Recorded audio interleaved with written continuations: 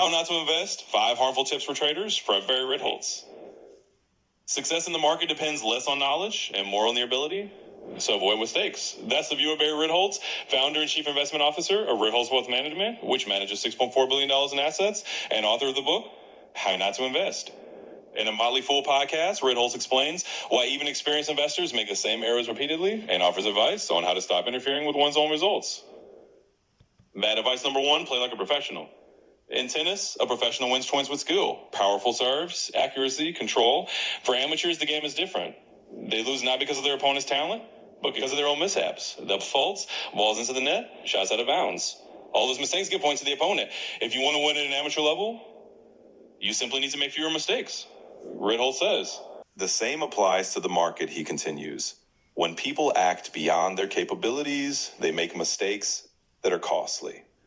I'll pick my own stock portfolio. I'll time the market entry. There's no point in taking public information and thinking you can trade against professionals, those who serve at 150 miles per hour.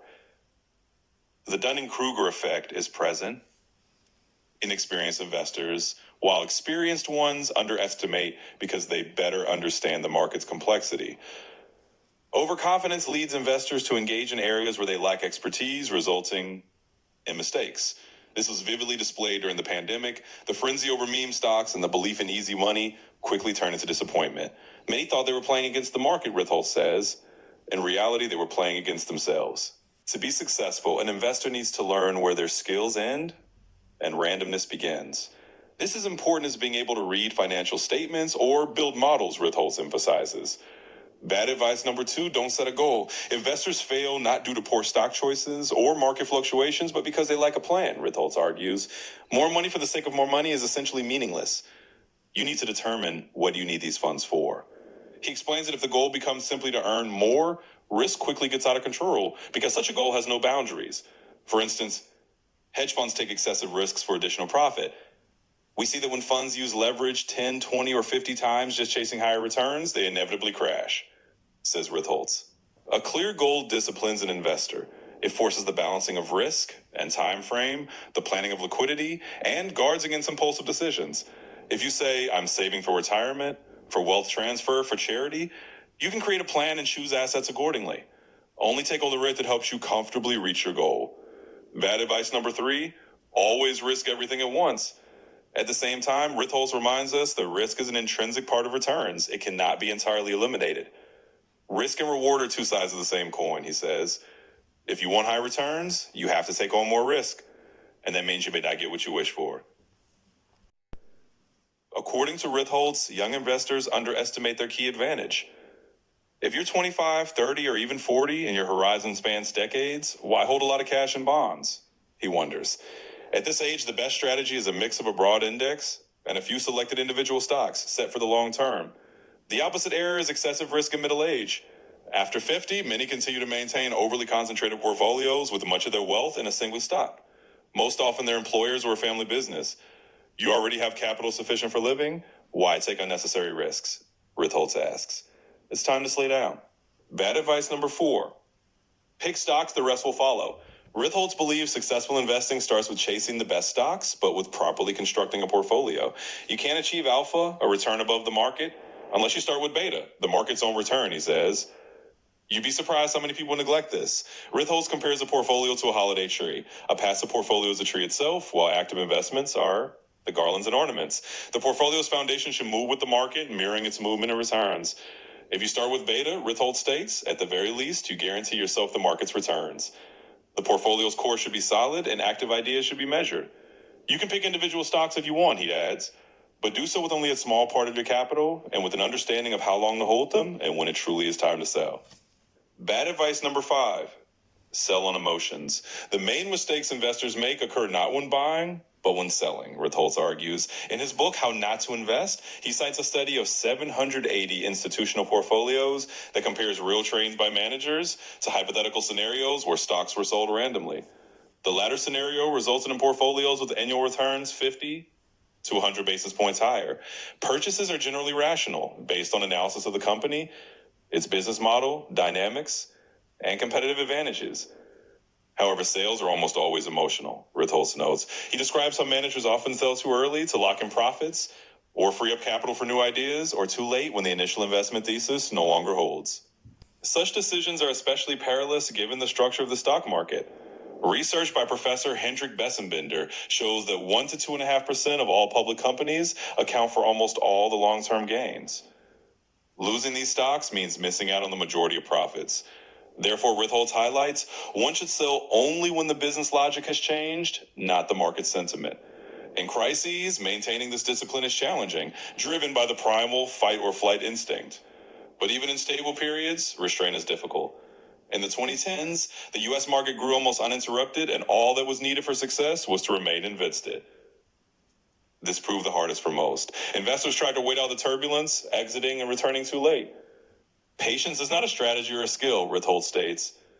It's a form of perseverance, without which none of the rest works.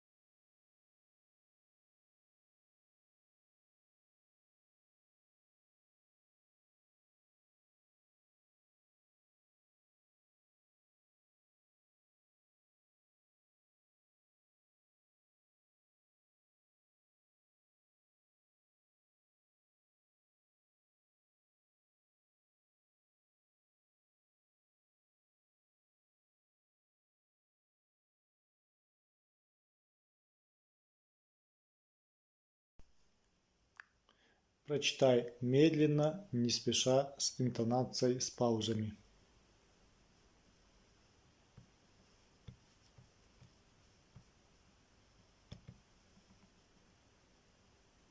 Конечно. Считаю медленно с паузами и интонацией.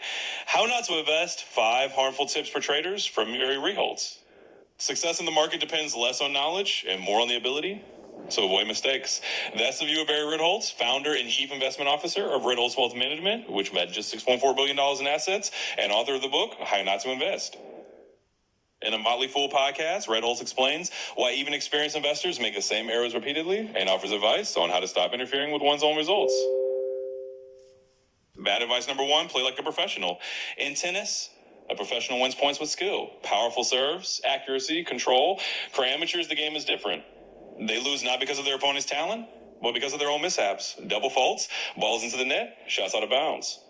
All these mistakes even points to the opponent. If you want to win at an amateur level, you simply need to make fewer mistakes.